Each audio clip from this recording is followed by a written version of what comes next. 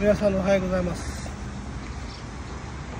6টা বাজতে চললো, এখন আমরা নাগানোর উদ্দেশ্যে।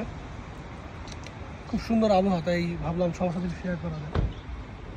আপনারা দেখতে পাচ্ছেন পাহাড়ের একদম চূড়ায় মেঘ ঘেঁষে চলে যাচ্ছে, আর আমরা এই সুন্দর প্রকৃতি অনুভব করার জন্য আজ কতিপয় দুষ্টু বালক একটা ছোটোখাটো গ্রুপ গাড়িতে করে বেরিয়েছি। তো এখন আমাদের সকালের নাস্তার ব্রেক আর কি। তো ভাবলাম এর মাঝে আপনাদের সাথে কিছু স্মৃতি শেয়ার করা যায়। তো জাপান দেশটা এত সুন্দর দেশ, এত সুন্দর পরিবেশ, কিন্তু জাপানের এই সুন্দর তুলনা করে যদি মনে করেন জাপানের আপনার জীবনযাপন খুব সহজ, তাহলে কঠিন। আপনাদেরকে একটা দোকান দেখাই, প্রথমে দেখাই। এখানে দেখতে পাচ্ছেন একটা কনভিনিয়েন্স স্টোর,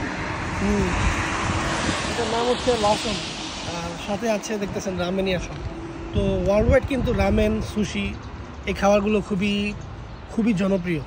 সো যারা বন্ধুরা জাপানে 2025 সালে আসতে যাচ্ছেন, যারা নাকি মোটামুটি বাংলাদেশ থেকে কিছু কাজ শিখে আসতে চাচ্ছেন, তাদেরকে বলবো আপনারা সুশি কীভাবে তৈরি করে বাংলাদেশের অনেক রেস্টুরেন্ট আছে, জানতে পারেন।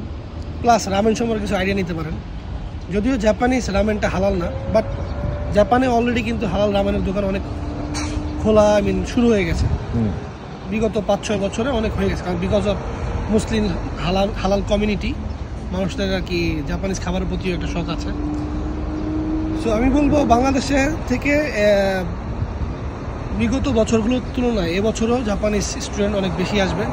তো বন্ধুরা, তোমাদের জন্য সুন্দর একটা উপদেশ থাকবে। তোমরা বাংলাদেশ থেকে শুধুমাত্র নাট টেস্ট বা JLPT 5 শেষ না করে আর একটু বেশি পড়াশোনা করে আসো, লেভেল 4 পর্যন্ত গাম্বারু করো, হ্যাঁ। অ্যান্ড দেন আর একটু পড়াশোনা যদি জাপান এসে করতে পারো, 6 মাসের মধ্যে তোমরা কিন্তু মোটামুটি ভালো জায়গায় এরকম দোকানে, হ্যাঁ, ডেইলি কনভারসেশন যদি ভালো করতে পারো, অ্যাটলিস্ট এসব দোকানে কাজ শুরু করে দিতে পারবো। সো এসব দোকানে কাজ শুরু করলে কী হবে, তুমি কায়িক পরিশ্রমের যে কাজগুলো, ওটার থেকে নিজেকে এড়িয়ে চলতে পারবো, হ্যাঁ। সো জাপানে একটা কথা আছে যে জীবন ইনোচি জীবন দে মামুরে মাসু। তো আপনার জীবনটাকে আপনারই প্রোটেক্ট করতে হবে। এই দেশটা অনেক সুন্দর, কিন্তু খুবই কঠোর।